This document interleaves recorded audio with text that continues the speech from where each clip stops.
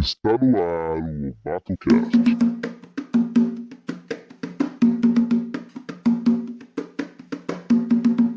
Olá, família batuqueira, a bênção dos mais velhos, a bênção dos mais novos, o meu agu a todos.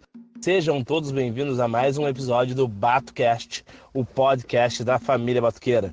Eu sou o Babafio e o batismo também é uma iniciação. Eu sou o Pedro de Oxalá.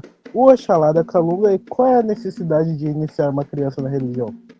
Eu sou Marcos de Oxalá, o Oxalá das Trevas, e quem mandou me batizar no batuque? Olá a todos, a bênção de todos. Eu sou Júnior de Obá, o Obá também pega a cabeça de homem e chega de dar desculpa esfarrapada para iniciar a criança. Sou Lúdia Godô e é de pequeno que se ensina a louvar. A bênção de todos, pessoal, iniciando mais um programa aí do nosso podcast semanal, o BatoCast, onde a gente fala um pouco das nossas percepções cada dia com convidados especiais, onde a gente trata de temas de batuque, de umbanda, de candomblé, de quimbanda e todo tema de negritude mesmo. E hoje a gente vai estar falando um pouquinho sobre nossas percepções sobre a questão de iniciação de crianças nos cultos afro, né? E como vocês podem ver nas apresentações, isso gera uma série de divergências. Existem pessoas que são mega favoráveis e pessoas que não concordam com isso. Mensagens de jabá. Vamos falar um pouquinho com o nosso público aí.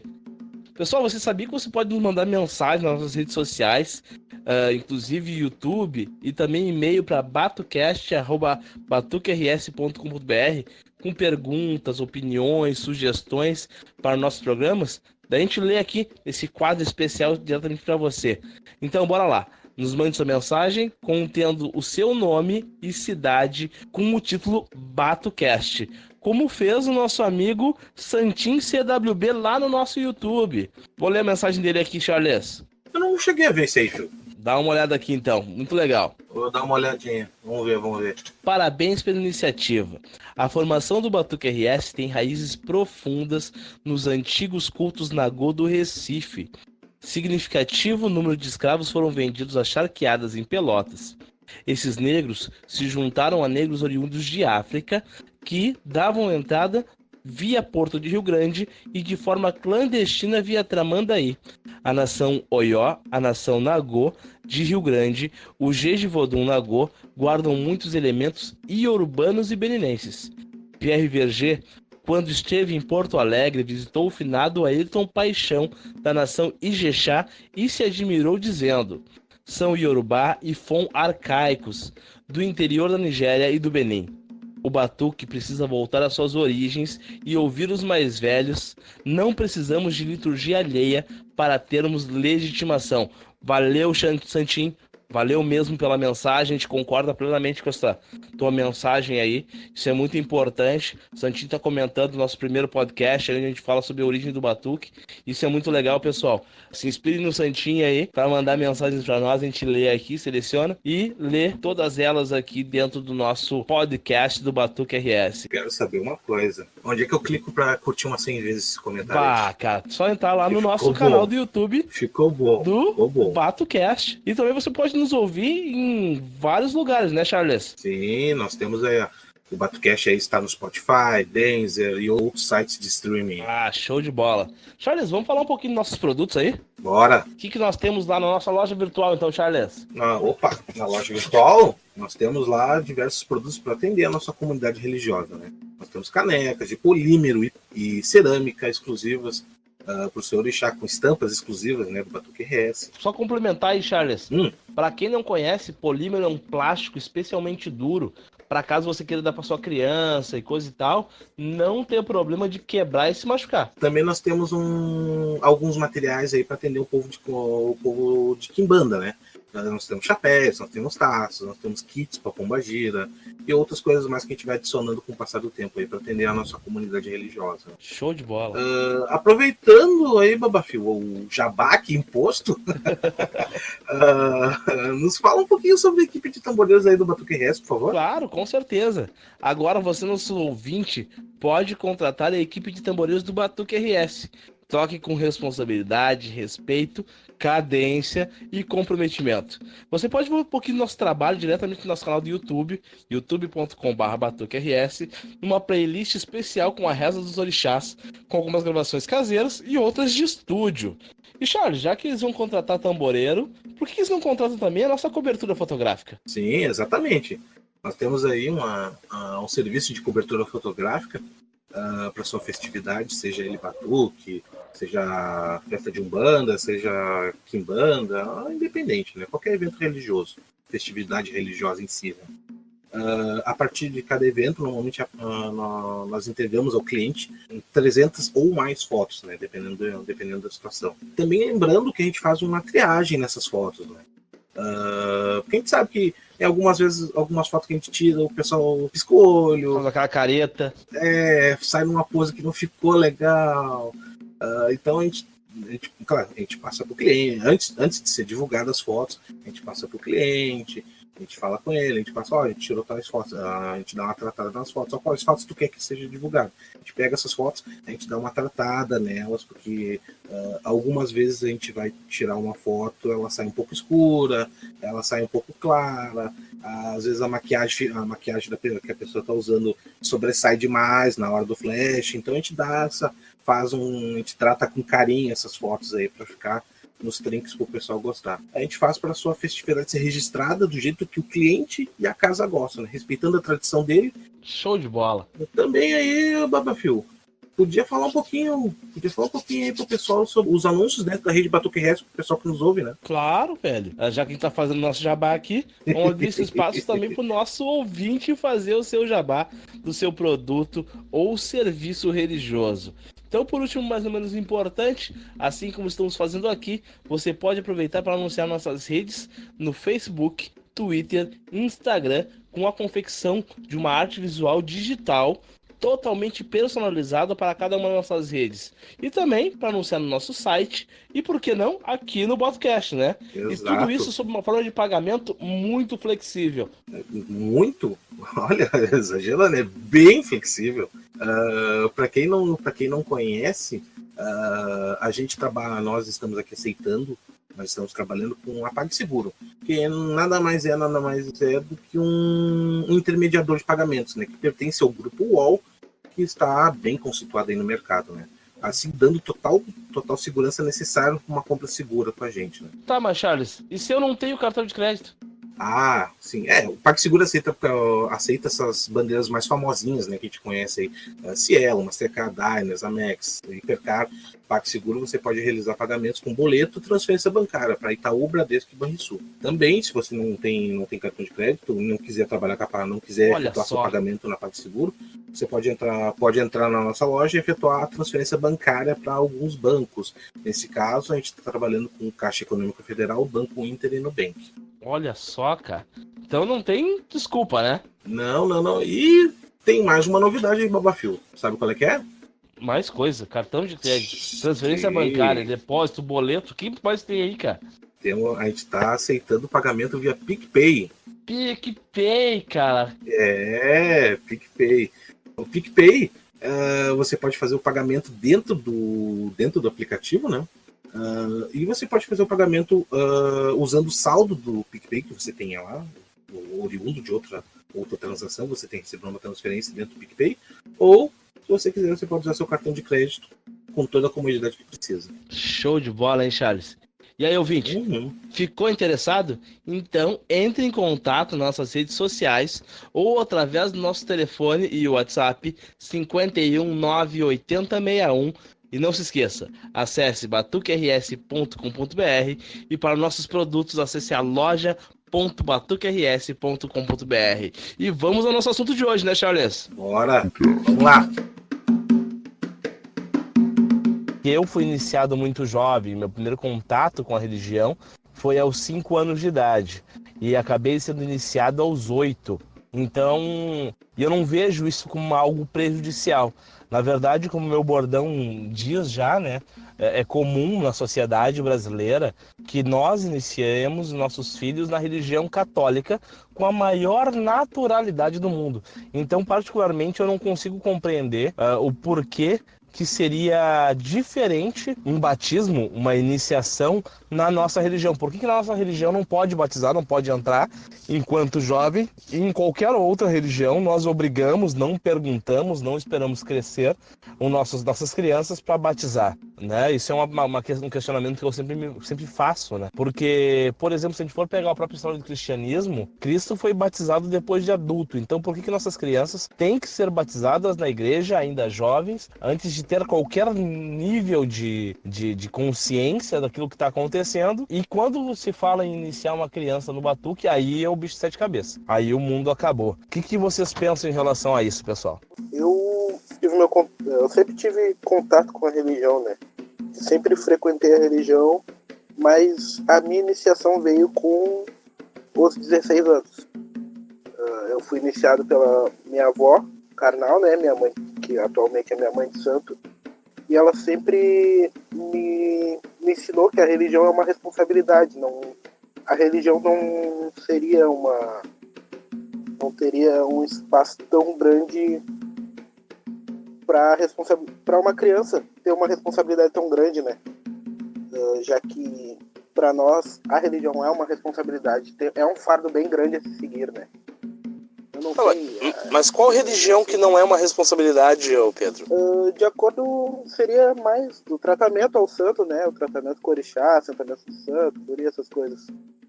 Não, mas ela me passou que seria uma coisa muito importante, muita responsabilidade. Não, é que criança não cuidaria disso. É que tem um adendo aí, Pedro. O que o Babafio quer dizer é que o iniciar a criança é simplesmente o apresentar ele no quarto de santo, fazer ali um batismo, seja na Umbanda, seja na missão, ou seja, dar o primeiro pontapé, assim como a gente faz na Igreja Católica.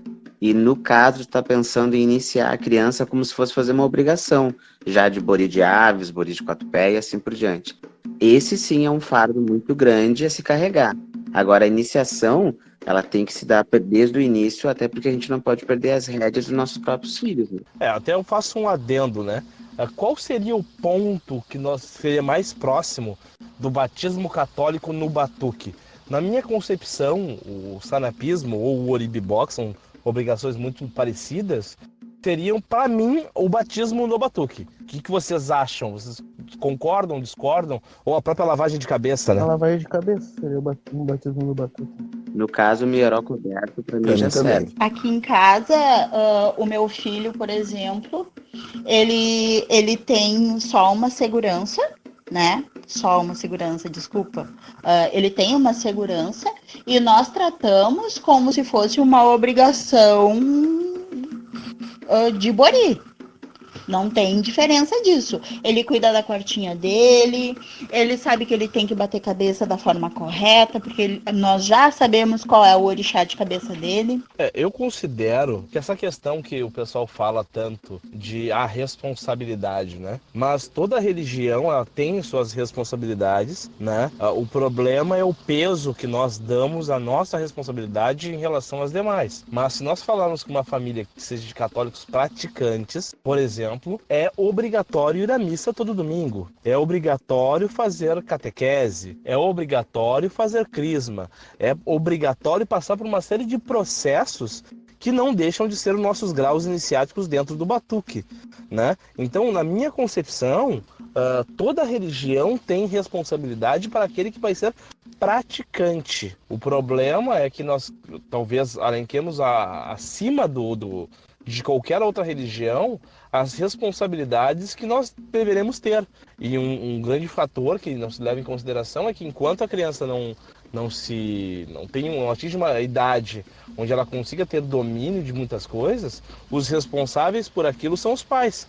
Assim como o responsável por levar a criança, seja na igreja católica, evangélica, seja qual for a religião dos pais, a responsabilidade de levar a criança é também dos pais. Então eu acho que às vezes a gente acaba perdendo muito tempo nesse quesito e enfraquecendo a nossa própria base religiosa, que é a criança, né? A gente acaba não dando essa formação no primeiro momento para a criança, para que ela possa se tornar um adulto mais responsável, mais integrado e que tenha também um tempo para absorver conceitos e preceitos dentro do nosso culto. Mas eu acho que daí, Babafio, nós temos um problema aí. Porque se você falar de catequese, crisma, primeira comunhão, entre outros, mesmo que você faça tudo isso, ainda assim você não vai ter a obrigação de seguir e virar um padre. Na religião afro, cada grau que a pessoa vai crescendo dentro da religião, a gente não pode dizer que não é um fardo que a pessoa vai ter que carregar. Uma obrigação de 4 pés para uma criança de 9, 10 anos de idade, ela nem sabe qual é a responsabilidade de ter aquilo lá. Eu sei que o pai e a mãe são responsáveis por isso, mas o Baba Orixá que vai iniciar aquela criança com o assentamento de um orixá, também tem que saber que a criança com 18 anos pode querer não mais, assim como uma pessoa que faz crisma. Eu acho que muitos dos antigos que a gente conhece fizeram catequese, fizeram primeira comunhão e hoje são pais de santo. Ou seja, por mais que fossem para a igreja, ainda assim ninguém controlava o que eles iam fazer depois de velhos. Então eu acho que o iniciar no santo, com obrigação de santo, tem que ser uma coisa muito bem pensada. O batismo é válido. Já a obrigação, santo e responsabilidade é outra coisa. É que aí a gente tem que separar os dois quesitos, né, Júnior? A questão dos graus de obrigação e a questão da iniciação sacerdotal, né?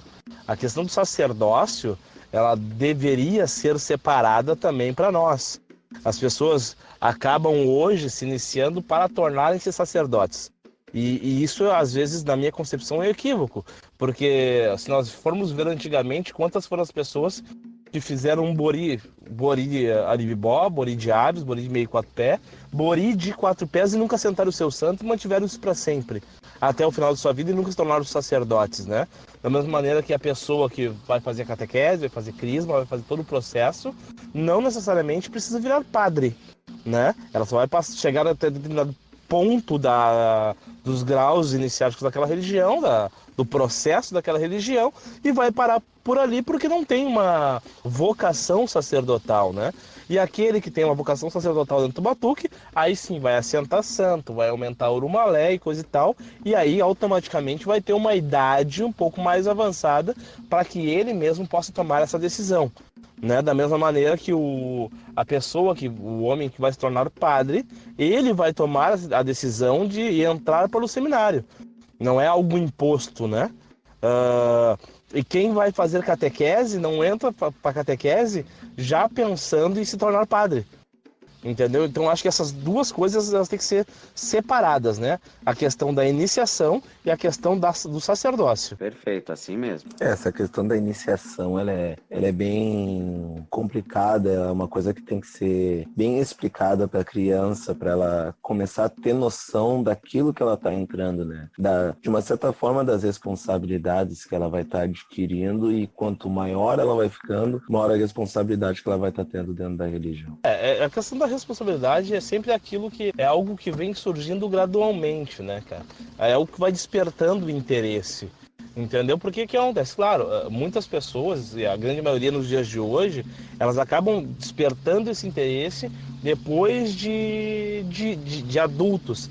Mas isso também não garante que ela vai absorver todos os conceitos, por exemplo, né? Eu acho muito bonito, por exemplo, sendo favorável à iniciação de uma criança, a inserção de uma criança dentro da religião dos pais, porque a gente vê adolescentes, vê jovens adultos com uma base de conhecimento, seja prático, seja teórico, seja conceitual, muito mais elaborada, muito mais lapidada na maioria das vezes. E isso não obriga que eles precisem realmente dar um segmento e tornarem-se sacerdotes, né? Eu acho que é necessário que se faça essa separação, né? Mas, por exemplo, eu tenho um filho, criança, que de tanto conversar com ele, eu já comecei um processo de ensino através de história, através de associações com questões da própria natureza. Por exemplo, hoje que aqui na minha cidade está um tempo nublado, chuvoso, ele já consegue associar, por exemplo, a Oiá, a Xangô quando troveja. Então, por quê? Porque é algo que já está sendo fomentado desde a primeira infância. Então, isso acaba, na minha concepção, aproximando a criança do sagrado e, inclusive, aumentando a possibilidade de uma fé verdadeira no futuro. Perfeito, assim mesmo. Mas o contraponto disso seria mais ou menos assim. Você vê uma criança de 16 anos que sabe tudo de cozinha, depenar, corear, fazer frente, enfeitar um quarto de santo, e saber que depois que ela fizer a obrigação, ela vai pra balada com os amigos, se divertir, namorar. do outro lado tu vai ver uma criança com 15 anos recebendo seus axés e botando pessoas no chão. Aquilo ali, para mim, sim, é uma coisa que me causa estranheza, né? Que é exatamente bem disso. Quanto mais a pessoa sabe, as pessoas, né, vão achando que ela está apta para aquilo lá. Só que ela esquece que é uma adolescente, que é uma pessoa que tem que viver a vida. Então, o conhecimento atrelado à vida privada faz bem. Quando esse conhecimento passa por cima da vida privada, a pessoa começa a ter responsabilidades que não deveriam ter. E aí ela deixa de ser criança e vira um adulto muito mais rápido. Eu, particularmente, eu sou contra a questão sacerdotal numa idade tão tenra, né? Até por causa que a gente sabe que um sacerdote não é simplesmente aquele que tem todos os seus níveis de obrigação devidamente dados, mas ele também é um psicólogo do Filho do Santo, ele é a pessoa que vai muitas vezes ser o conselheiro, que vai precisar automaticamente ter um domínio maior de vários aspectos da vida humana, seja em sociedade, em relacionamento, em trabalho, para que ele mesmo possa aconselhar o seu filho de santo, porque muitas vezes não é necessário que se faça e aconteça, e se faça trabalho e coisa e tal, quando muitas vezes uma própria conversa, e isso acaba sendo necessário o conhecimento do sacerdote, pode resolver aquele problema. Então, como é que um jovem de 15 anos vai poder aconselhar uma pessoa de 40, de 50, de 60 anos? Se não tem 1/3 da vivência, metade, 10% da vivência daquela pessoa, né? Então, eu acho que isso não há compatibilidade, né? Eu, se pudesse dizer que há uma idade mínima para o posto sacerdotal, eu diria que sim, e seria a partir dos seus 25 anos. Antes disso, eu não consigo ver como uma pessoa teria uma capacidade intelectual, uma vivência plena, mínima, para poder aconselhar alguém dentro da espiritualidade e dentro dos aspectos da vida da pessoa. É questão de maturidade também, né? Mesmo com 25 anos, ainda uma pessoa não é totalmente madura, né? Eu conheço bastante casos, generalizando um pouco, as pessoas com 25, 30 anos ainda não são totalmente maduras, né? Mas daí a própria vivência religiosa ajuda a lapidar um pouco esse diamante bruto, né, cara? Porque aos poucos as responsabilidades elas vão sendo agregadas, né? E aí sim entra a questão da responsabilidade, quando se há um caminho sacerdotal, né? E aí nós temos aquele contraponto. Não são todos os jovens que irão se iniciar ainda crianças e chegarão aos 25 anos já com condições ou com o próprio caminho sacerdotal. E vamos até um pouco mais além. Pode acontecer de muitas vezes essas crianças serem iniciadas dentro do batuque, dentro dos preceitos do batuque, de acordo com o conceito de cada tradição, e futuramente, lá em torno dos seus 15, 16 anos, acabar querendo sair dessa religião, visto as condições que ela impõe, né, aquele jovem ao que ele tem que fazer e ao que ele não pode fazer, né? Eu digo isso porque normalmente esse jovem que está na religião com seus 15, 16 anos, ele já está numa idade, como bem disse ali o Júnior, de baladas, de festas, de amigos, né? E chega em alguns momentos onde ele tem que se estar para a religião, ele tem que parar com algumas coisas e durante um certo período. Chega nesse momento que muitas vezes esses jovens, eles acabam pegando, não, eu não quero isso daí para mim, porque eu gostaria de estar bebendo, eu gostaria de estar saindo em festas e agora estou me privando da minha vida para estar fazendo coisas para a religião. Então são coisas que a gente tem que estar alimentando e fazendo com que esse jovem entenda que durante um certo período não terá nenhum problema ele se parar e ficar um pouquinho virado para o seu sagrado. Eu acho um problema quando acontece, Marcos,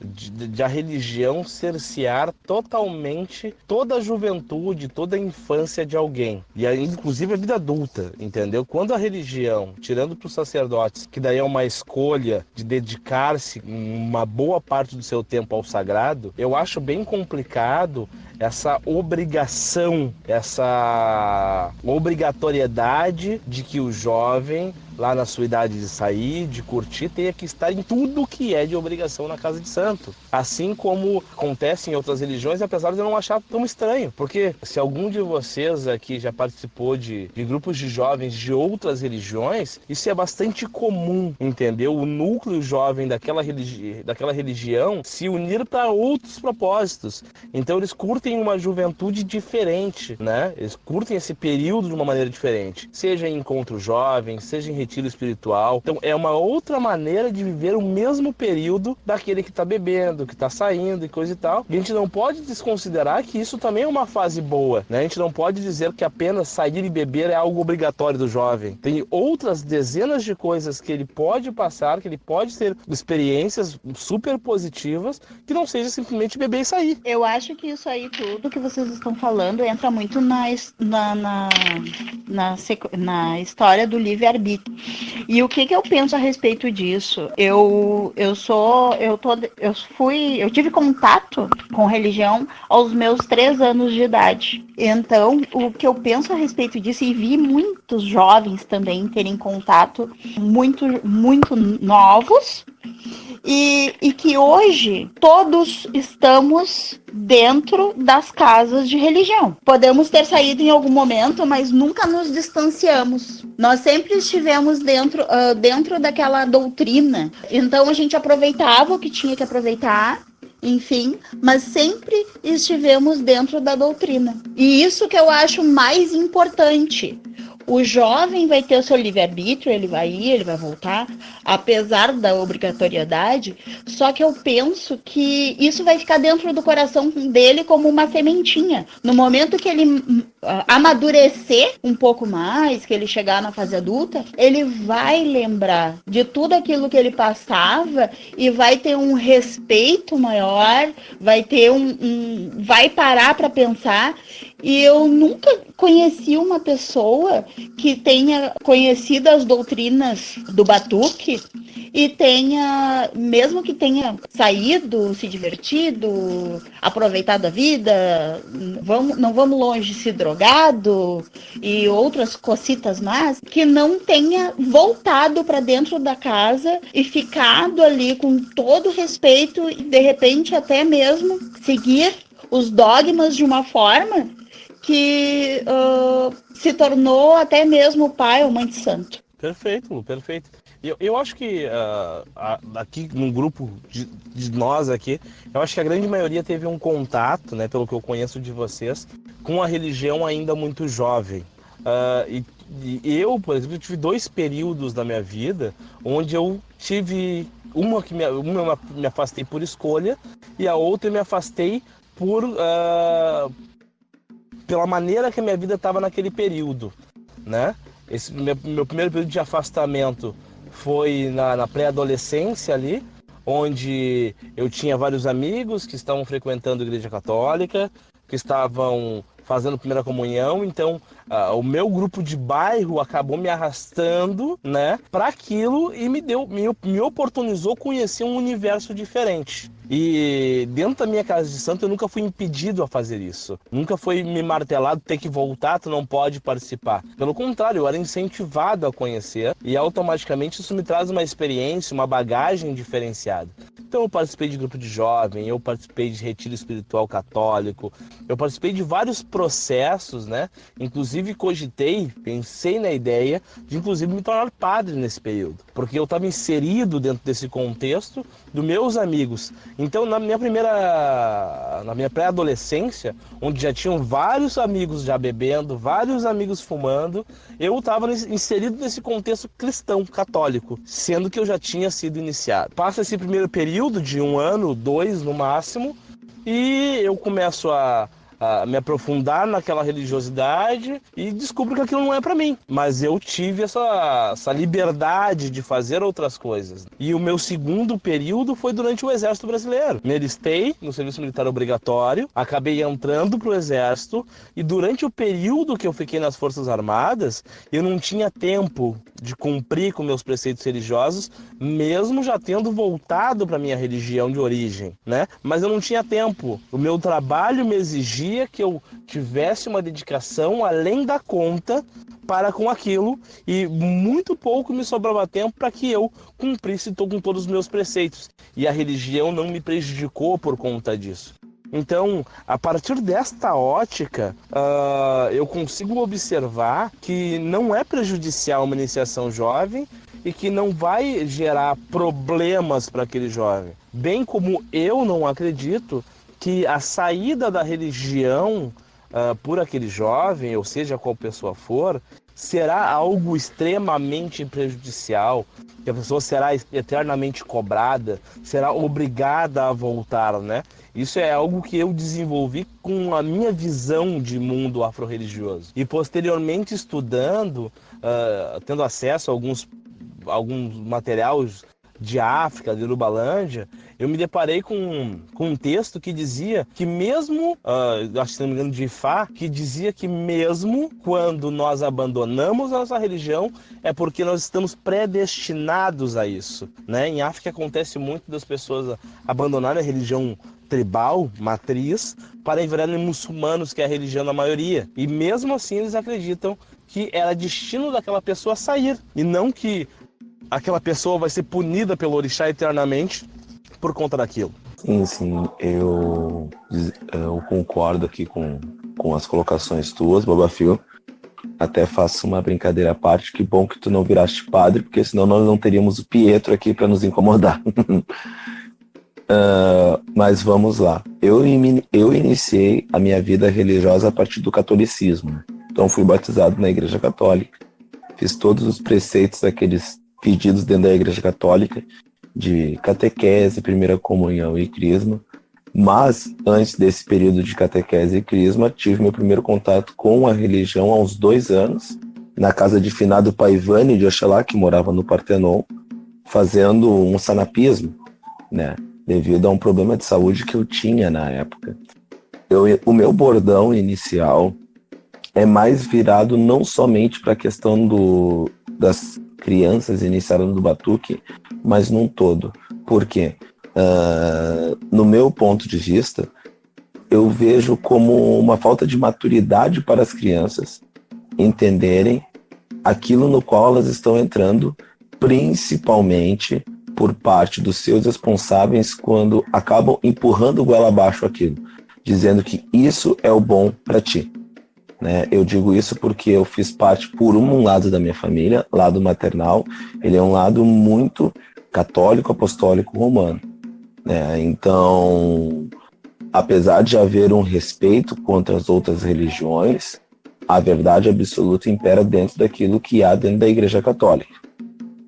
Então, era um pouco complicado tu comentar alguns assuntos referentes a outras religiões perto de alguns familiares meus da parte materna, diferentemente do lado paternal, que ele era um lado aonde tu tinha que te encaminhar aonde tu te fazia bem. Apesar que boa parte da minha família paternal era um umbandista, se não batuqueiro, né? Que depois eu vinha me converter batuqueiro, posso assim dizer, né? Porque durante um período eu convivi durante a Igreja Católica, mas não me encontrava, não me sentia bem. E lá pelos meus 15, 16 anos, até um pouco antes, posso assim dizer, eu vi que o que eu mais gostava era dentro dos rituais com influência afro, que foi primeiro na Umbanda para depois partir a nação propriamente dita.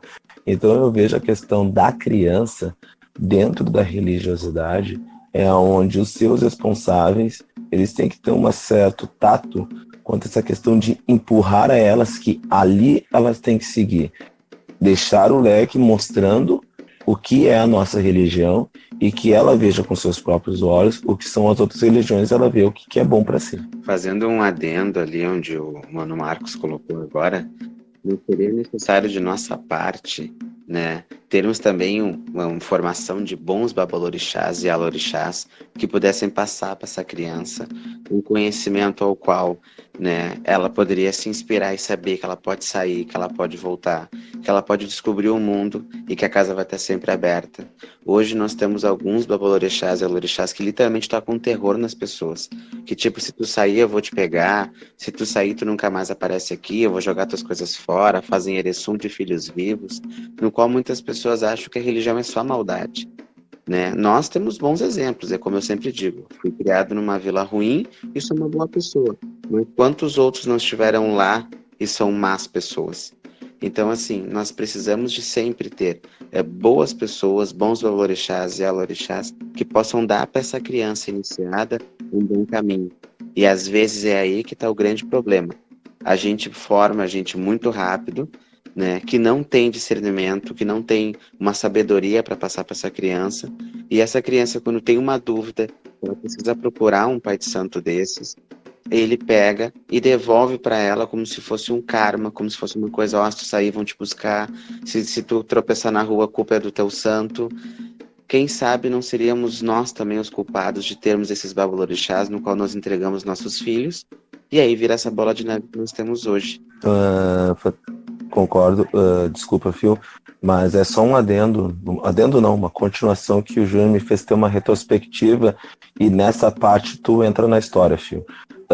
Eu com 10 anos acabei saindo da casa de pai Ivânio de Oxalá, porque ele acabou ficando doente em torno de meses, quase um ano depois ele veio a falecer e vim me tornar filho de uma senhora que morava ali na Nonoai.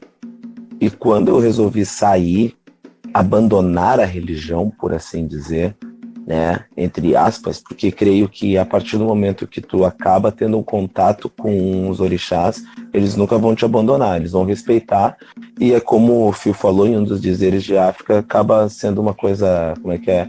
Está dentro do teu destino, né? Está dentro da linha da tua vida, das escritas da tua vida.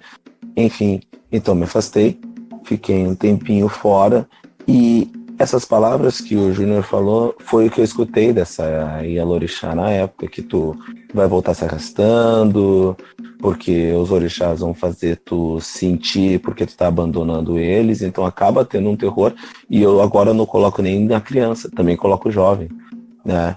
Porque eu fui jovem e eu me senti ali pressionado e eu não tinha a maturidade para entender que aquilo dali era um momento de trauma da pessoa, e ela vai passando o trauma dela para mim e eu estava me sentindo traumatizado.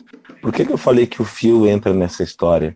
Porque no momento de serviço militar dele, foi o momento do meu serviço militar, aonde culminou nessa nossa convivência de mais de 15 anos.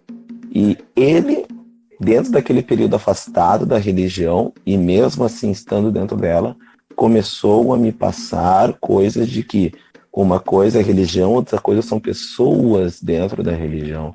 E foi bem aquilo que o Júnior falou, e lembrando as palavras do Phil na época, né? O que importa é aquilo que tu sente pelo orixá. Muitas pessoas vão acabar te tocando terror, te falando N coisas, mas o orixá vai te mostrar de alguma outra forma, e com o tempo tu vai perceber que aquilo que as pessoas te dizem, te falam, não tem nada a ver com aquilo que o orixá põe pra tua vida. Perfeito, cara, perfeito. Eu retomando o raciocínio do Júnior, da questão da formação, né? Isso é um problema, né, bem grande, né, das pessoas não preparadas, inclusive para ter esse tato de lidar com o jovem, de saber como proceder nesses casos e acabar tocando terror, muitas vezes porque foi assim que eles foram criados, né? Foi sobre ferro e fogo, né?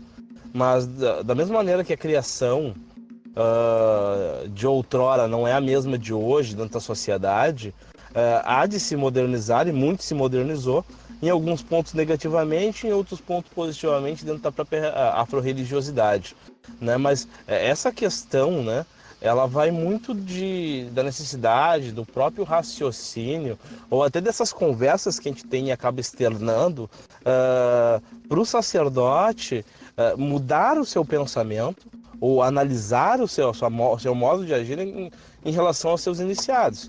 Porque se tratar que nem bicho, realmente vai causar um desespero, um pavor, e muitas vezes isso é criado a partir de conceitos que já foram passados e distorcidos por mesmo, né? Então, se ele já foi criado ouvindo que se ele não fizer aquilo, o orixá vai punir, vai acabar com ele, vai destruir a vida dele, ele acaba fomentando isso como uma verdade absoluta. E muitos não se dão nem o direito de raciocinar ou analisar a realidade na sua volta, né? Claro que existem casos aos mais variados dentro do batuque, onde sim existem pessoas que saíram e tiveram problemas, pessoas que saíram e não tiveram problema algum. E a partir disso eu desenvolvi uma tese minha, né? A base da minha experiência, do meu estudo, das minhas conversas com vocês e tantos outros, que é relativa a essa questão da pessoa sair, né? E como é que fica essa questão da espiritualidade. Eu brinco que toda iniciação é um contrato, né? Um contrato com o orixá, para que ele consiga agir de uma maneira mais veemente, mais aprofundada na vida daquele iniciado, né? E a partir disso, conceder várias benesses, né? Vários benefícios, né? E aí dentro do contexto espiritual, não no contexto material. E se a pessoa acaba por sair da religião em um momento em que o orixá está agindo de uma maneira muito forte na vida dele, seja no relacionamento, seja no emprego, seja na saúde, que o orixá está segurando aquele detalhe da vida da pessoa e a pessoa quebra esse contrato repentinamente, o que ela faz é impedir que o orixá continue agindo na vida dele com a mesma força que agia antes. E não que seja uma punição do orixá. O orixá tá batendo por causa, tá me cobrando porque eu larguei, porque eu não apareço mais. Não, é porque tu não dá mais a liberdade do orixá agir na tua vida, né? Se tu não dá mais essa liberdade, o orixá fica meio que trancado. Não tem como ele agir se tu não deu essa liberação para ele. Então eu penso que é como se fosse um contrato. Eu concordo em gênero, número e grau. Eu também fui... o pessoal passava pra gente que... o orixá vai ficar revoltado, né? Até porque, às vezes, são passados... É passado também para pessoas antigas essa situação de que o orixá fica revoltado porque tu tá dando as costas pro orixá. E eu penso exatamente desta forma. Eu acredito, sim, que o orixá vai ficar muito chateado se tu estiver dentro da casa, obrigado, com raiva, chateado, não quero estar aqui e estou aqui. Aí eu acho que sim, tu tá entregando o pior de ti pro orixá. Tu está ali por obrigação. Agora, no momento que a gente sai, porque o jovem, principalmente, ele precisa de vivência. E dentro de uma casa de religião, a gente não aprende a namorar. Ou certo, né? É a gente não aprender a namorar dentro da casa de religião. Eu, por exemplo, a minha vida, a minha juventude foi toda dentro de uma casa de religião. O meu primeiro namoro foi aos 22 anos de idade. Então, imagina, né? Se eu não fui iludida, se eu não caí. E aí, tudo que era para ter acontecido na minha juventude, aconteceu comigo já adulta. Bem adulta, porque eu vivia dentro da casa de religião e era só para aquilo ali que eu vivia. Então, o que eu penso a respeito disso? A culpa não foi. Se eu estava dentro da casa de religião e no momento que eu saí, aconteceram coisas que me fizeram passar por alguns obstáculos, a culpa não foi do orixá. Não foi, não. Pelo contrário. Eles me deram livre-arbítrio para eu amadurecer, para eu procurar o que era meu de direito. E no momento que eu voltei, eles estavam de braços abertos. E eu acho que a energia do orixá, ela está sempre com a gente. Ela está sempre conosco, onde quer que a gente esteja. ela vai ficar mais frágil quando a gente não quer saber daquilo, assim como quando um católico deixa de fazer uma oração, né? Uma oração diária, enfim. E aí, o que que acontece? Em algum momento, tu vai lembrar que quando tu rezava pro teu orixá, tu te sentia tão bem, tu se sentia tão pleno, que vai acabar voltando. Tu acaba voltando. E eu também tenho essa mesma opinião. Que a nossa obrigação, por exemplo, né, a nossa sacralização, ela nada mais é do que tu dar armas pro teu orixá te cuidar, para ele te resguardar. Então, no momento que tu não faz isso, que tu tá menos próximo dele, o que que acontece? Tu deixa de dar força para ele te ajudar. Mas isso não quer dizer que ele te largou de mão. Ele só está te dando o tempo e não está tendo força total, porque ele está respeitando o nosso livre-arbítrio. Seguindo nessa linha de raciocínio aí, quando tu fala lá da questão de namoro e coisa e tal, né? Na verdade, eu concordo e discordo ao mesmo tempo, né? Porque o momento da obrigação não é o momento mais propício para qualquer tipo de relacionamento. Mas como tu tá convivendo dentro de um núcleo, dentro de um nicho de pessoas, isso pode sim, existem vários casos, fazer com que a partir dali aflore sentimentos e com pessoas que têm uma tendência muito grande de não ter problemas com a fé que tu escolheu para tua vida. Então, nós temos a parte negativa, né? Porque tem uma série de questões, de tabus, de questões que tem que ser claramente separadas daquilo que é obrigação, mas também tem as vantagens de nós estarmos em pessoas que falam a mesma língua, que têm compreensão da mesma realidade, e os relacionamentos que saírem dali têm uma possibilidade de, pelo menos, a questão religiosa não ser um problema. E um outro fator ainda dentro do jovem, Marcos, vai. E um outro fator ainda dentro do jovem é que às vezes a gente acaba sendo um pouco exagerado, né? Porque a gente fala do jovem dentro da casa de religião, mas o jovem não passa 24 horas dentro da casa de religião. Mesmo ele sendo filho de sacerdote, como eu fui, como eu sou, né? Ele vai ter um momento da escola, ele vai ter os seus amigos externos, ele vai ter ainda a convivência em sociedade. Então ele não está enclausurado para que ele seja obrigado a constantemente estar ali todos os dias colhendo milho. Então nós temos esse momento externo também, porque nós vivemos em sociedade, não numa prisão religiosa.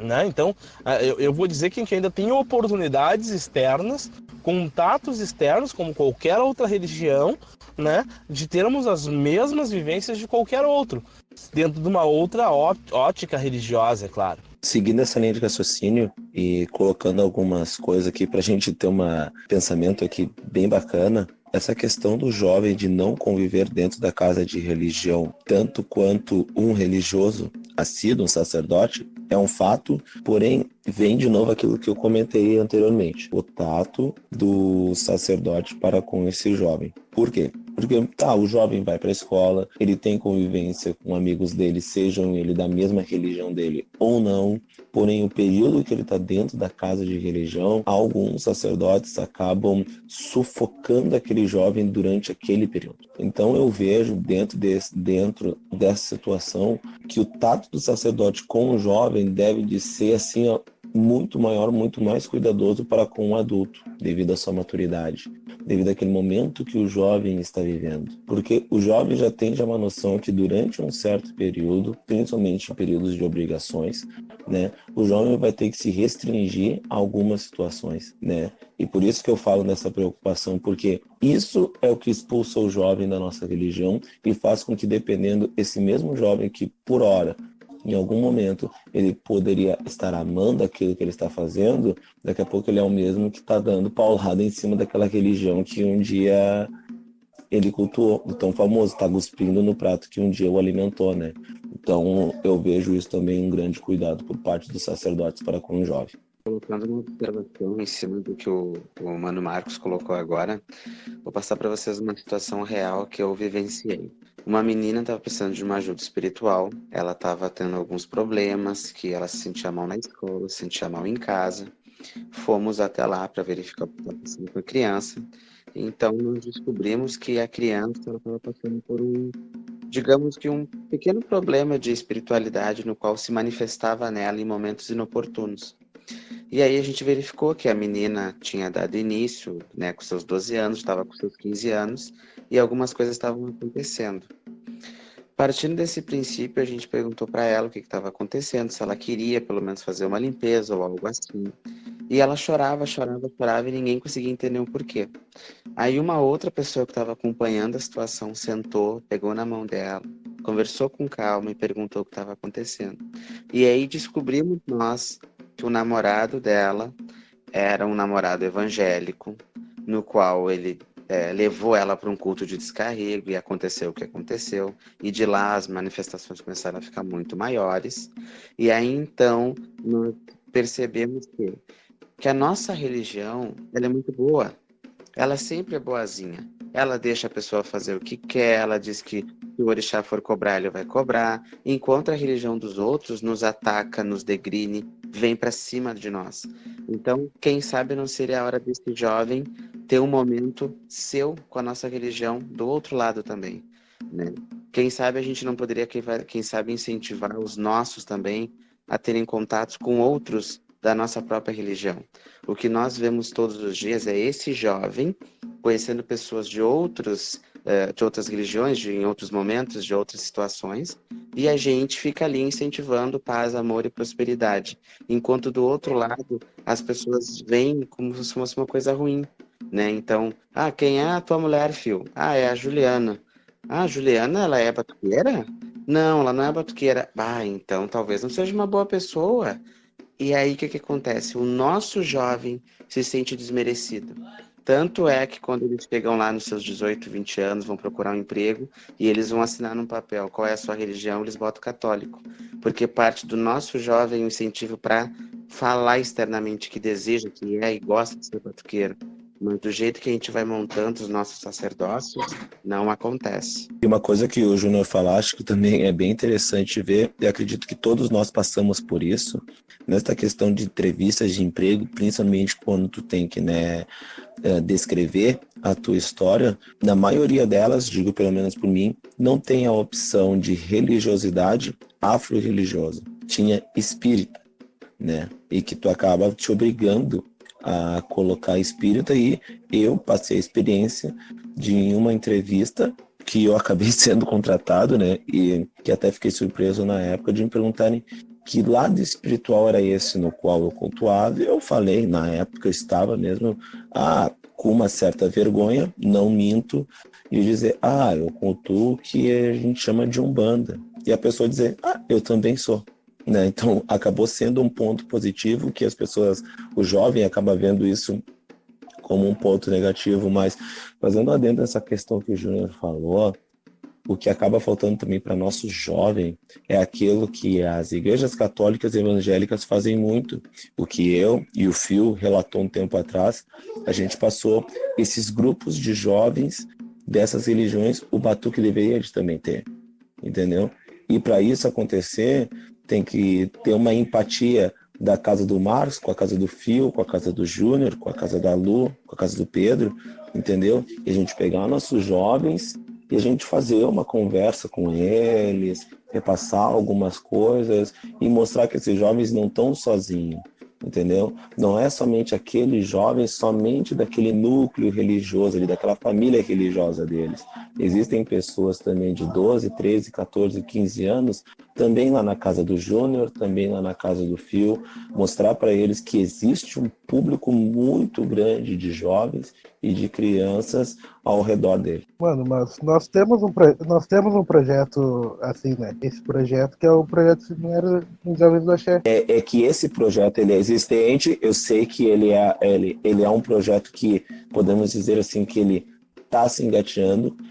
falta uma propagação, acho que maior, e isso cabe a gente, entendeu? De pegar os nossos jovens que temos dentro da nossa casa. Eu tenho 2 jovens, né, 2 a 3 jovens, eu tenho a minha filha, né, e tenho mais as minhas sobrinhas, que são jovens de entre 12 a 16 anos, e que falta pegar esse público e falar, olha só, vamos lá na casa do Fio, tem mais umas 4, 5, aí o Fio pega, não, vamos pegar mais aqui, ó, vamos lá no Júnior, e ali tu vai formando um público para eles não se sentirem sozinhos. E acima de tudo, hoje em dia, o jovem, infelizmente, ele sente vergonha de dizer da religião que ele faz parte. E isso daí já não é nem culpa do jovem. Aí já vai por parte daquele outro sacerdote que acaba utilizando a mídia e mostrando algumas outras barbáries nos quais nós somos totalmente contra. Aí o jovem vai dizer assim, ó, não, peraí, que hoje tudo é mídia, né? Daí o jovem diz assim, não, peraí, faz parte dessa religião que o outro fica fazendo tudo aquilo ali. Não, eu vou ficar na minha. Então é mostrar para eles, né? Eles incentivar essa coragem de dizer e bater no peito, não, eu sou afro-religioso, sim, e eu não estou sozinho dentro dessa comunidade. Tá tranquilo essa identificação batuqueira. Eu, pelo menos pelos jovens que eu conheço, eles não têm tanto essa restrição de eu não vou falar que eu sou batuqueiro porque eu vou perder emprego, vão fazer bullying comigo. Vai muito do público no qual ele convive, até mesmo da própria família, né? Eu, por ser tamboreiro, toco para pessoas que não expõem em redes sociais a sua religiosidade por causa do seu emprego. Então, se o seu pai ou sua mãe já não expõe isso, imagina o filho. Mas pegando o primeiro gancho lá atrás do Júnior, né? Onde ele relata a história da menina que sofria com a relação afetiva em relação à sua religiosidade, né? E aí a questão de que há necessidade de que nós ensinemos o jovem a até mesmo se defender quanto a isso. E isso só se consegue ensinar isso através do momento que se transmite conhecimento em relação a essa questão. A partir do momento que o jovem ele tem a capacidade de explicar a sua religiosidade, de confrontar qualquer bullying, ele deixa de sofrer com isso, né? Porque ele tem as armas necessárias para contrapor essa situação. Então, a partir do momento que tu consegue ensinar, né, inserir no jovem o entendimento de que quando falarem que ele cultua a religião do demônio e ele saber responder na ponta da língua que a minha religião tem demônio, e o demônio quem acredita é a tua religião, e a tua religião que criou o demônio, não a minha, isso já causa um impacto entre os próprios jovens que estão no entorno, e isso para. Isso eu posso dizer por experiência própria, né? Claro que eu não tive esse grande entendimento, foi algo que foi acontecendo muito naturalmente no primeiro momento, mas dentro da minha escola, desde a 6ª série, eu executava trabalhos na semana escolar relativos à minha religiosidade, justamente para explicar para aqueles jovens à minha volta que a minha religião, apesar de não ser a religião mais popular entre todos eles, a minha religião tinha que ser respeitada, né? E isso só consegue fomentar no jovem se tu transmitir esse conhecimento de uma forma muito clara. Hoje, graças aos orixás, nós temos ferramentas que nós podemos passar a fazer isso. Esse podcast é uma ferramenta que vai ser muito utilizada, inclusive para que o jovem ouça isso que a gente está falando, conversando aqui, e saiba depois como se proteger num caso de um ataque desse. Porque o Júnior ele é muito feliz quando ele fala que o jovem da outra religião, ele se reúne, ele aprende, ele entende, e isso acaba muitas vezes incutindo uma intolerância religiosa quanto ao jovem de qualquer religião externa, né? Então, cabe a nós a gente armar o nosso jovem, né? E não cercear ele do direito de cultuar a religião dos pais. Porque se a religião é bom para o pai, por que ela não pode ser boa para o filho? É diferente a gente pegar e dizer para o nosso filho que a religião que o pai segue é boa para ele, de nós impedirmos ele de sair posteriormente. Então são dois momentos que os pais religiosos eles precisam ter esse discernimento, e isso deveria partir do sacerdote, de uma formação sacerdotal, para que consiga passar esse entendimento para o seu iniciado, que porventura já tenha seus filhos, para que ele consiga dar essa excelente formação para o seu filho, pode ou não ser filho do mesmo sacerdote.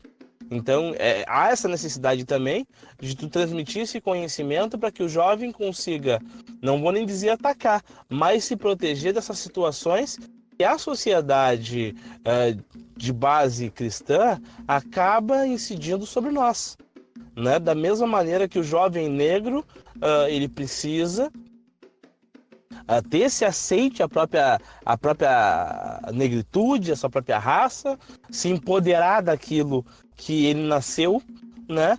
Bem como se empoderar da religião que ele está inserido, independente se ele escolheu ou não no primeiro momento. E isso vai fazer com que ele, de fato, se converta, né? Eu brinco que existem dois tipos de religiosos. Aqueles que são religiosos de fato, e estes são convertidos, e aqueles que estão religiosos por conveniência, e esses não estão convertidos. Essa questão também que tu falaste, Fio, da questão do conhecimento ser repassado ao jovem, também se liga diretamente ao ambiente escolar no qual ele convive, né? Infelizmente, né, nas questões de ensino religioso, não são ensinadas todas as religiões de fato. Em sim, fica aquela questão da religião católica, né, e muito distorcida, né? Mostra aquela religião puritana e tudo mais, que acho que todos nós passamos por isso. Hoje em dia eu sei que existe um processo ainda em forma engatinhando, né, de começar a inserir o conhecimento a esses jovens de outras religiões. E eu digo isso porque a minha filha, um tempo atrás, ela fez um trabalho referente a religiões e caiu para ela religiões afro.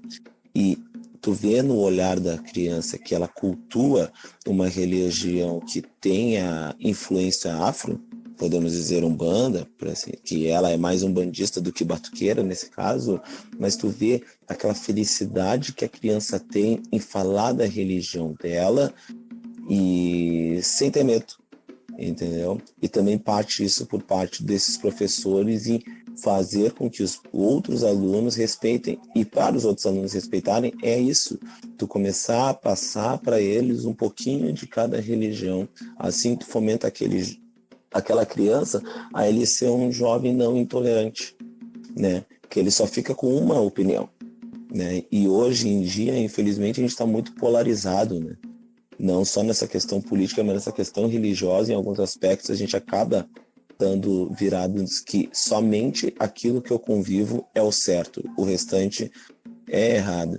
Então, esse trabalho também tem que entrar dentro das escolas para esses jovens, para que eles saibam principalmente não só discutir essas coisas, mas se respeitarem. Isso é o mais importante. Mas hoje em dia nós temos até uma lei, eu não vou saber de cor, a lei federal, né, que inclusive ela impõe, né, a própria história da África, a história do negro no Brasil, que tem que ser passada na escola, né.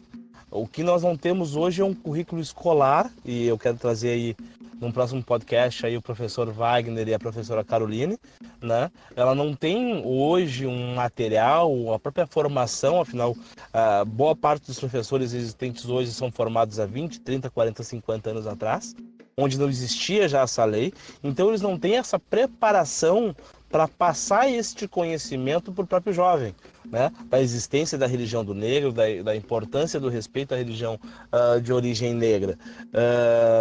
E por conta disso, né, mesmo existindo leis, hoje a gente não tem um processo que faça com que o professor na escola mesmo consiga dar essa capacitação para o jovem para quebrar esse paradigma. Afinal, só se derruba preconceito com conhecimento. A partir do momento que tu, através de um professor, de um profissional, e aí não é converter o jovem a qualquer religião, mas ter a capacidade, a formação, para que ele consiga ensinar ou dar uma base, uma pincelada sobre toda e qualquer religiosidade e a importância cultural que uma religião tem para um povo e o quanto ela precisa ser respeitada, enquanto a gente não tiver esse currículo para poder fornecer, e esse currículo ele tem que partir também da iniciativa de religiosos para que insiram estudiosos, historiadores, teólogos, pedagogos e assim por diante, que sejam religiosos, que construam esse conteúdo para que esses professores que venham se formando nessa nova geração tenham essa capacidade de falar, seja numa aula de sociologia, numa aula de religião, de maneira ampla e desprovida de preconceito sobre qualquer religião, fazendo com que o jovem tenha menos preconceito, e esse processo está em andamento. É um processo lento, é um processo árduo, é um processo que talvez nossos netos já tenham uma lapidação muito maior, né? Mas que é necessário sempre se fomentar, sempre trabalhar em cima disso, para que isso seja inserido dentro do nosso contexto social. Afinal, nossa sociedade é uma sociedade de base judaico-cristã, né, que não tem isso, né? E eu digo, né, até nas palestras que eu faço em algumas escolas, a convite, que o nicho que a gente tem que atingir para ter uma sociedade num futuro próximo com menos preconceito, não é atingir o adulto, que esse já tem um conceito formado e dificilmente vai conseguir compreender e mudar a sua maneira de pensar.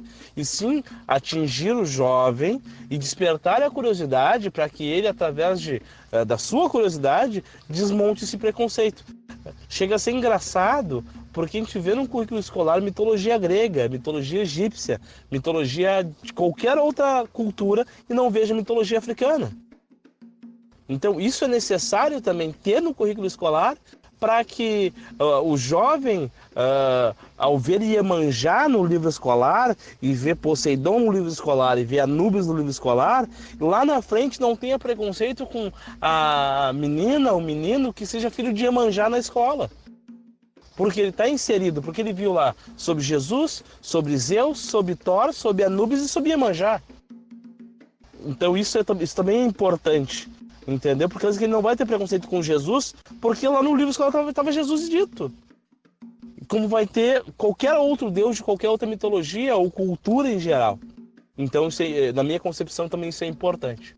Eu também vejo uma situação bem legal aí que tu comentaste, que isso acaba rolando da mesma forma que uma aproximação ou um afastamento do jovem, quanto essa questão de o seu ori, né, ser cuidado por um orixá feminino, né? Eu vejo na questão da aproximação, porque a nossa religião ela é totalmente desapegada de preconceitos, né? Tanto que a gente tem um público muito grande, né, da parte LGBT dentro do nosso culto, né? E ele é muito bem-vindo, ele é muito bem acolhido. Bem como existem aqui a parte dos jovens que ainda estão se descobrindo e que acaba tendo aquele sacerdote que acaba dizendo, se tu é filho de Oxum, é porque tu vai ser homossexual, né? E ainda aquele jovem acaba não tendo discernimento, né? E acaba achando aquilo ofensivo e acaba se afastando, né? Porque ele tem, uma certa forma, uma vergonha mesmo com que ele tenha essa formação, ele saiba do seu gosto, mas ele tem aquela vergonha de se assumir, né? Então essa nossa religião, ela tem essa dupla questão, né? De aproximar alguns jovens, eles se sentirem à vontade de serem, né? Como também afastam alguns jovens. E isso também está muito ligado com a maturidade da pessoa na época. Eu também diria, gente, que a respeito de tudo isso que vocês estão falando, que a gente deveria de entender que o óbvio não é óbvio. Algumas coisas eu me lembro que aconteceram comigo e para todo mundo eu era muito esperta e eu estava entendendo, né? Assim, uma história que eu vou dizer eu vou contar para vocês. Eu fiz um trabalho, como o Babafio comentou aí, eu fiz um trabalho a respeito de matriz africana na escola e foi muito incrível porque eu apresentei todos os orixás e assim, desde todas as religiões, todas as pessoas os meus colegas que tinham várias religiões, todos ficaram meus amigos. Todos quiseram saber mais a respeito daquela religião. Todos ficaram encantados com o panteão de orixás que nós tínhamos, enfim. Só que tinha alguns fora da minha sala que tinham um certo preconceito. E eu não conseguia compreender, sabe? Aquilo não ficava esclarecido. E quando eu conversava com as pessoas, ficava todo mundo assim, ficava todo mundo quieto, calado, ninguém conversava comigo, ninguém me explicava o que estava acontecendo. Porque para mim, como eu amava demais os orixás, eu não entendia por que as pessoas estavam me olhando torto. E aí hoje eu presto bastante atenção no meu filho, e eu costumo, como eu estudo pedagogia também, eu tento prestar bastante atenção nele e sempre lembrar que com criança nada é óbvio. Às vezes a gente precisa estar por dentro do que está acontecendo para conseguirmos fazer com que ela tenha discernimento, para que ela compreenda o que está acontecendo. Porque foi bem doído, assim, eu recebi bullying, né? E não tinha a mínima ideia do que estava acontecendo. Enquanto que os outros me amavam e queriam escutar cada vez mais, e eu achava que eu estava agradando a todos. Não só a minha turma, enfim. O grande problema, né? Provavelmente aqueles que te olhavam torto, né? Eram aqueles que eram inseridos em pais que eram de religiões onde ensina-se o preconceito, né? E hoje, como adultos, a gente sabe que existem sim religiões que ensinam a separar ao invés de unir, infelizmente, né?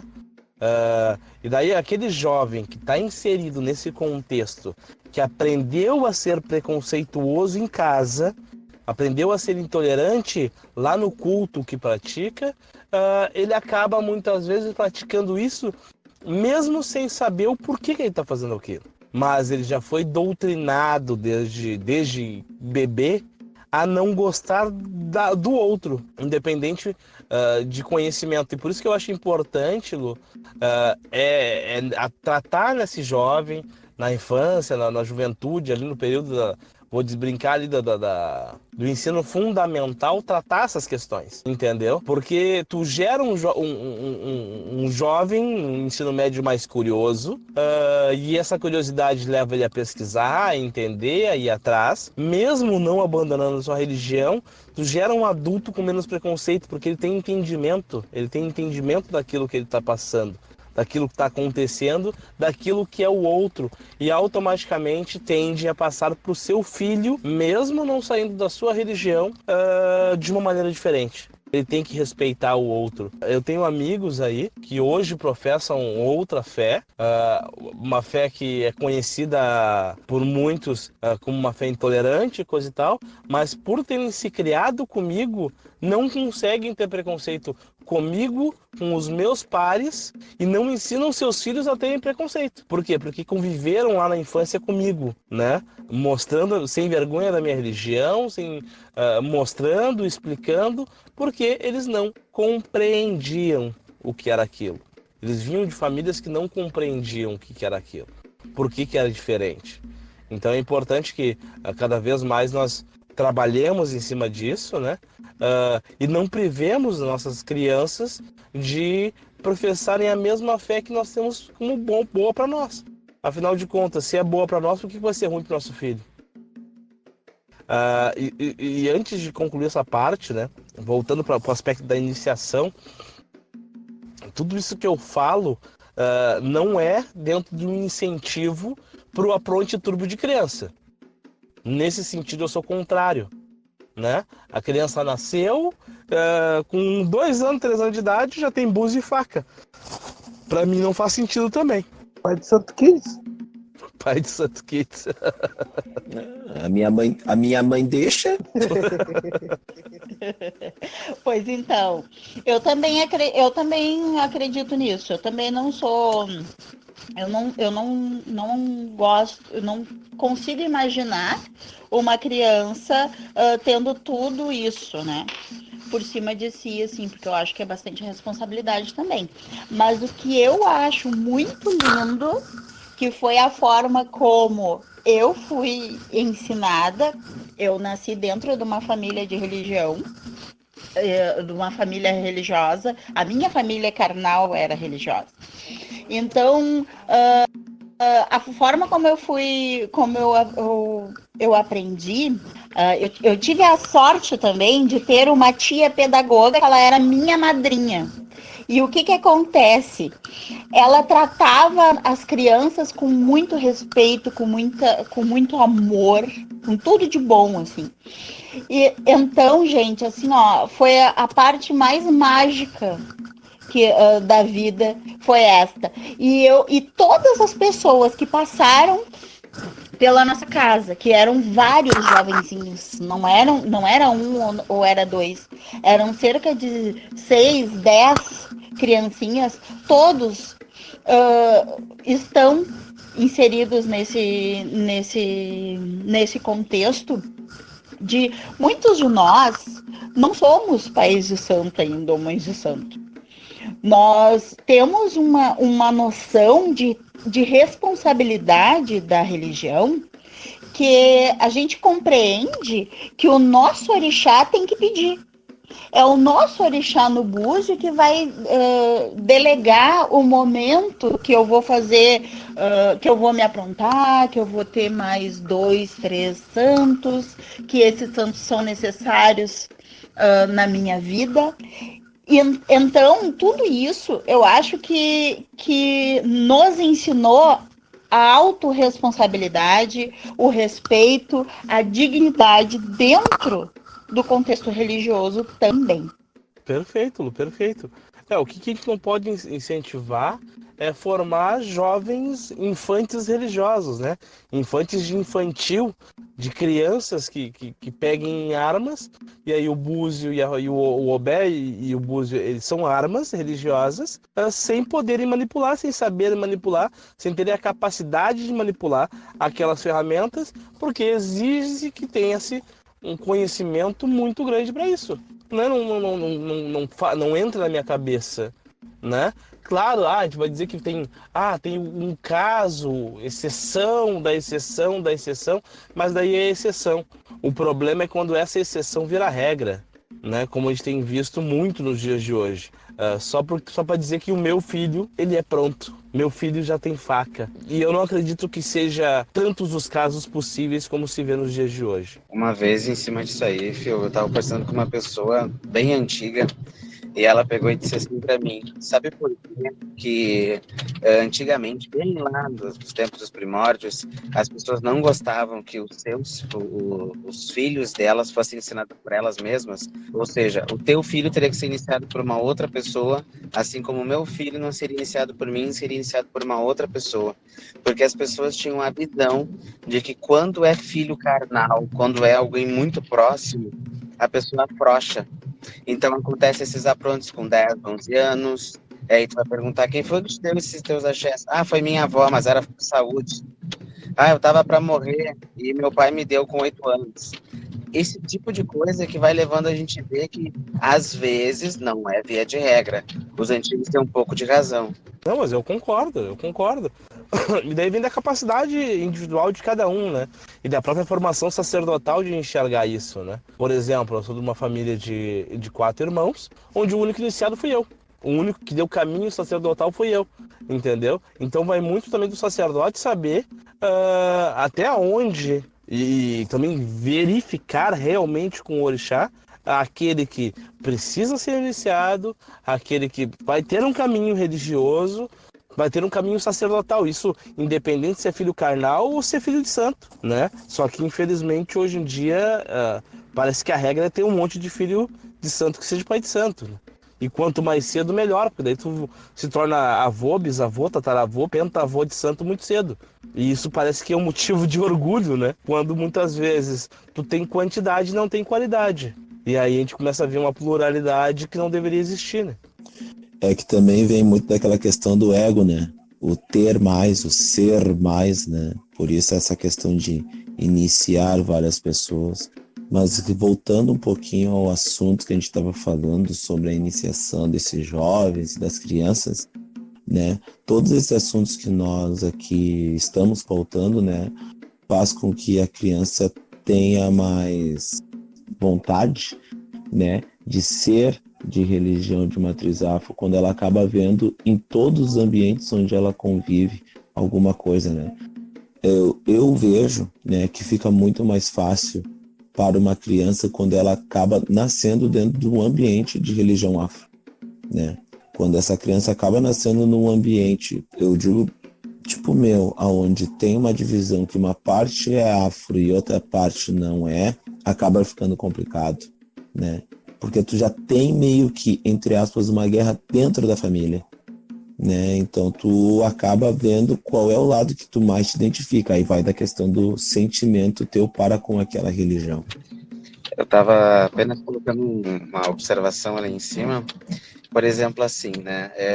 Existem algumas, eu não vou dizer desculpas, mas seria mais essa palavra para algumas situações que a gente vê por aí. Por exemplo, tem algumas goas que dizem que para a pessoa poder corear um bicho, para poder ajudar a cortar os pés ali na hora do quatro-pé, ou então algo assim, a pessoa tem que ter pronta. E aí acaba fazendo assim, com 10, 12 anos, as pessoas sendo aprontadas de 10 a 15 pessoas de uma vez só, com a desculpa de que tem que ajudar nas obrigações, e para ajudar nas obrigações tem que ter esse certo grau de obrigação. Só que daí a gente fica com a seguinte pergunta: de que adianta tu ter os axés, faca e búzio, se não é para iniciar ninguém? Se tu ganhou apenas para te poder cortar um bicho, ajudar num corear de algum outro animal de quatro pés. São esses detalhes que a gente entra lá no início que a gente estava falando. Falta, às vezes, para o Babalorixá e Alorixá esse discernimento de, não é que seja quebrar a tradição, mas moldar ela à atual realidade. No qual, no momento que tu faz isso para um filho, dizendo, não, mas ele não vai ser pai de santo, é só para me ajudar, e ele briga contigo com 15 anos e vai embora, ele pode automaticamente querer usar o uso dele, da faca e do búzio. Ah, mas é um autogoverno. E quando a gente não vê isso aí hoje em dia que tá virando normal? Mas daí nós entramos num outro contexto, né, Júnior? Na verdade, isso acabou se tornando comum por causa do afastamento das pessoas das suas famílias religiosas após a apronte, o governo. Porque a partir do momento que tu mantém relação com tua família religiosa, tu não precisa depender de aprontar um filho de santo no primeiro ano que tu abriu tua casa, porque tu tem teu irmão de santo, tem teu primo de santo, tem teus afilhados, tem um monte de gente para te ajudar, entendeu? Mas daí tu já sai brigado da casa de santo, querendo fazer tu por ti mesmo, e aí automaticamente tu dá os teus pulos para iniciar pessoas e ter pessoas aptas a quebrar, para não quebrar um preceito que tu já quebrou. Então, o problema muitas vezes ele já aconteceu anteriormente, né? Não tá lá na ponta, no ato do pai de santo ter que botar alguém de quatro pés para poder ter alguém para poder cortar o quatro pés ali, né? Ou para poder corear. Simplesmente está pelo próprio afastamento religioso, e esse conceito de família cada vez mais está se perdendo dentro do batuque. Onde a cada pessoa que se apronta, cria-se uma nova família, muitas vezes com uma tradição totalmente distinta daquela a qual ela é oriunda. Perfeito, assim mesmo, Valfio. Né? Então, eu acho que esse papo de jovem ele é super importante, né? A gente ter cada vez mais e fomentar cada vez mais, porque sabe o que acontece se a gente não tem esse papo? A gente tem jovens que nem o Pedro que fica calado aí, que não é tão jovem, né? Ah, não, vai começar de novo? Mas tu não vai dizer Falou que o quê? Tu é o mais jovem de nós hoje aqui. Falou o Bede de 49 anos. Ah, Oxalá já nasce velho, né, cara? Não vê como é.